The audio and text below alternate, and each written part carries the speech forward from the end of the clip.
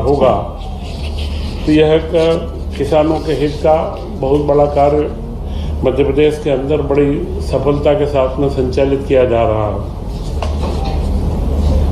मुख्यमंत्री जी ने बताया कि उनके द्वारा जो वैदिक काल गणना की घड़ी जो उनके बंगले के बाहर में स्थापित है, वह एक वैदिक काल गणना की घड़ी प्रधानमंत्री नरेंद्र मोदी जी को भेंट की गई थी और उसका प्रधानमंत्री जी ने काशी विश्वनाथ के मंदिर में स्थापना करवाई है।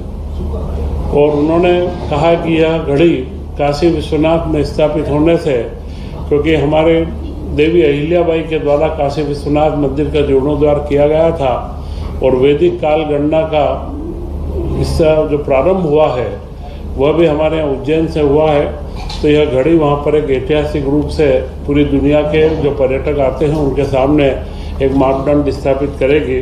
तो यह एक महत्वपूर्ण काल गणना की घड़ी जब भी आप लोगों को भी लगे तो काशी विश्वनाथ के मंदिर में यह घड़ी स्थापित है, इसके बारे में चर्चा का विषय बने तो यह एक हमारे मध्य प्रदेश और मालवा का एक महत्वपूर्ण जो सौगात है दुनिया को, उससे पूरी दुनिया समझ में आएगी।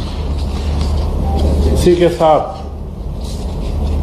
इंदौर में 9 से 13 जून तक ब्रिक्स समूह का जो कृषि कार्यों का अंतर्राष्ट्रीय सम्मेलन है, कृषि कल्याण वर्ष के तहत एक ये महत्वपूर्ण उपलब्धता प्राप्त हुई है, जिसमें ब्राज़ील, रूस, भारत, चीन, दक्षिण अफ्रीका, युगांडा, मिस्र, इथियोपिया, ईरान, सऊदी अरब, मलेशिया, नाइजीरिया, थाईलैंड, संयुक्त अरब अमीरात, कोलंबिया, इंडोनेशिया सहित कुल 21 देशों के प्रतिनिधि शामिल होंगे और 9 से 11 जून तक वरिष्ठ अधिकारियों के साथ में इन सबके कृषि वैज्ञानिक, उनके एक्सपर्ट के साथ में चर्चा होगी, जो मध्य प्रदेश में कृषि के उत्पादन को बढ़ाने में और मुख्यमंत्री मोहन यादव जी की जो मंशा है कृषि कल्याण वर्ष यह जो मनाया जा रहा है, इसके अंदर इसका एक बहुत बड़ा योगदान हमें प्राप्त होगा।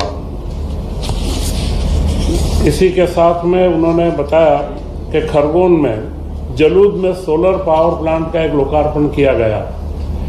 यह सोलर के पावर प्लांट हम लगातार मध्य प्रदेश के अंदर बड़े से बड़े लगाते गए हैं, परंतु इस पावर प्लांट की एक बड़ी विशेषता है कि यह इंदौर नगर निगम ने लगाया है। इसकी बिजली इंदौर नगर निगम लेगा और इसके लिए निजी भागीदारी का श्रेष्ठतम उदाहरण है। इसमें ग्रीन बॉन्ड जारी करने की परमिशन मध्य प्रदेश सरकार व केंद्र सरकार ने दी है और इसके जो बॉन्ड है वहाँ के जो 1 लाख रुपए का कम से कम एक बॉन्ड है और इसमें 8% का रिटर्न सुनिश्चित है। तो यह एक बड़ी अच्छी योजना है कि जिसमें हमारे यहाँ के स्थानीय नागरिक भागीदारी करें और उसके माध्यम से नगर निगम अपने कार्यों को आगे बढ़ाए।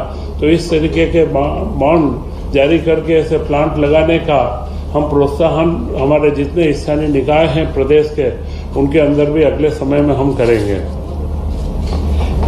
श्रमिकों के लिए एक महत्वपूर्ण निर्णय मध्य प्रदेश ने सबसे पहले लिया है, वह है श्रम स्टार रेटिंग की अनूठी पहल है। श्रम स्टार रेटिंग का एक फॉर्मेट बनाया गया है और अभी तक 554 से ज़्यादा उद्योगों ने इसमें भागीदारी की, हमें सहभागिता करने की मंजूरी भी दी है। इसमें उन उद्योगों को यह प्रमाणित दिया जाएगा कि उनके स्टार रेटिंग क्या है, श्रम स्टार की रेटिंग, लेबर की स्टार रेटिंग क्या है, कि वो मजदूरों के कल्याणकारी काम, मजदूरों के प्रति क्या क्या उनकी सुविधाएं दी गई, उससे उस यूनिट का स्टार रेटिंग किया जाएगा और वो अपने उत्पाद के ऊपर, अपने प्रोडक्ट पर वो स्टार रेटिंग वो अंकित करेंगे, जिससे एक उनके प्रोडक्ट को, ब्रांड को एक लाभ भी मिले और उनकी प्राथमिकता निश्चित हो कि जो अच्छे वातावरण में, श्रमिकों के अच्छे माहौल में जो उत्पाद पैदा करते हैं उनका रेटिंग बदलता जाएगा। तो यह रेटिंग की व्यवस्था प्रारंभ करने वाला मध्य प्रदेश सबसे पहला राज्य बना है, जिससे मध्य प्रदेश के श्रमिकों को उनको कल्याणकारी सेवाएं व उनकी सुविधाएं जो उद्योगों के अंदर चाहिए वो मिलेगी। इसी के साथ में कैबिनेट में आज प्रधानमंत्री नरेंद्र मोदी जी की एक महत्वाकांक्षी योजना है कि दलहन का उत्पादन हमारे देश में बढ़े। आज भी हम देश में 60 से 65% दलहन का इंपोर्ट करते हैं, तो पूरा एक दलहन उत्पादन के लिए एक मिशन चालू किया गया है, दलहनों में आत्मनिर्भरता मिशन। इसके तहत मध्य प्रदेश के अंदर 2442 करोड़ रुपए की स्वीकृति आज दी गई है, जो आगामी 5 वर्षों के लिए पूरा खर्च का अनुमान है। इन 5 वर्षों में दलहन की गुणवत्ता, उसका बीज का प्रमाणीकरण, उनके बीजों का ग्रेडिंग और उनकी मार्किंग करना, प्रोडक्शन और उसके यूनिट लगवाना, ये सारे कार्य यहाँ पर चलाए जाएंगे। प्रशिक्षण की व्यवस्था और किसानों को प्रोत्साहित करना, इन सारे कामों को इसके अंदर हम आगे बढ़ा करके, दलहन में वैसे भी मध्य प्रदेश काफ़ी आगे है, परंतु यहाँ पर ये अपेक्षा है और हम लोग इसके अंदर खरे उतरेंगे। कृषि कल्याण वर्ष में इस पर भी विशेष फोकस किया जाएगा।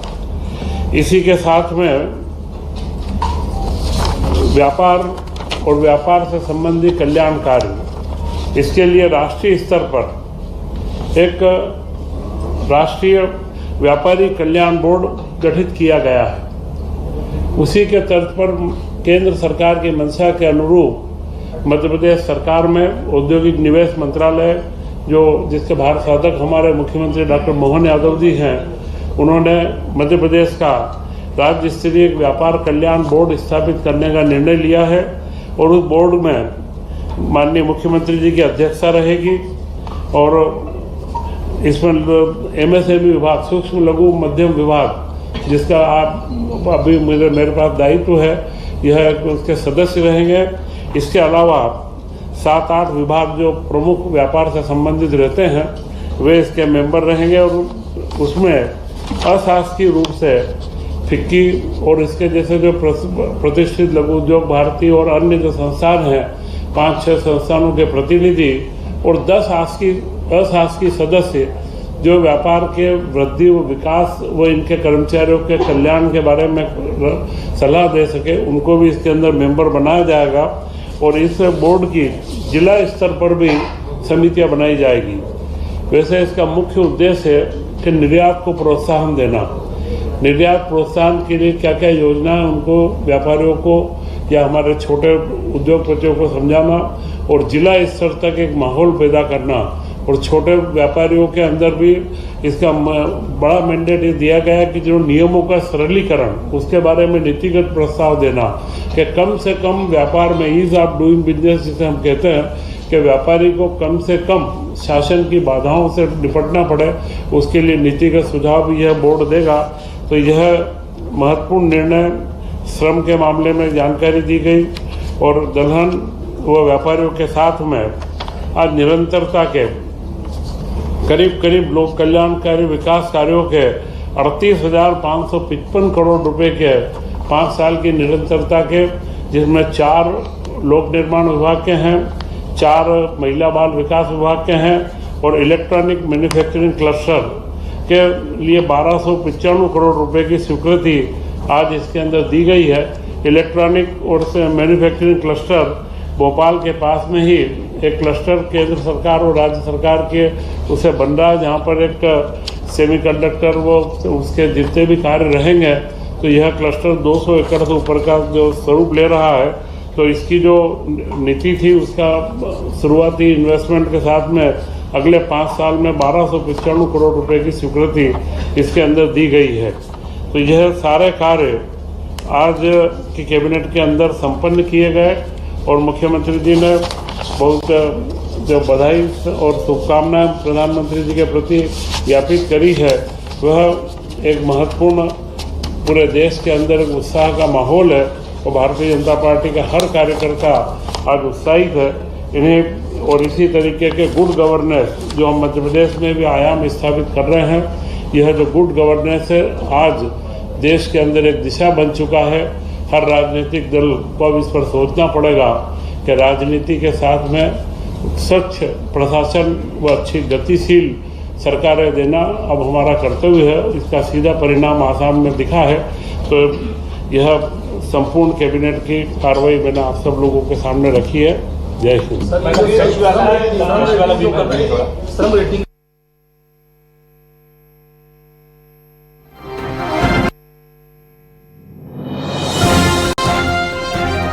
मोहन कैबिनेट में किसानों के लिए बड़ा फैसला और साथ ही आपको बता दें दलहन मिशन के लिए 2442 करोड़ मंजूर किए गए। किसानों के प्रस्ताव पर कैबिनेट की मोहर लग गई है। तो किसानों के लिए बड़ा फैसला, दलहन मिशन के लिए 2442 करोड़ रुपए मंजूर किए गए हैं। मोहन कैबिनेट में ये बड़ा फैसला लिया गया। किसानों के प्रस्ताव पर कैबिनेट की मोहर लग गई है। दलहन मिशन के लिए 2442 करोड़ मंजूर किए गए।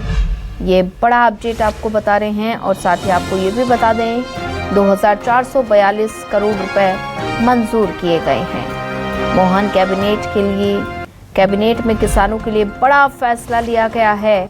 ये बड़ी जानकारी आपको बता रहे हैं।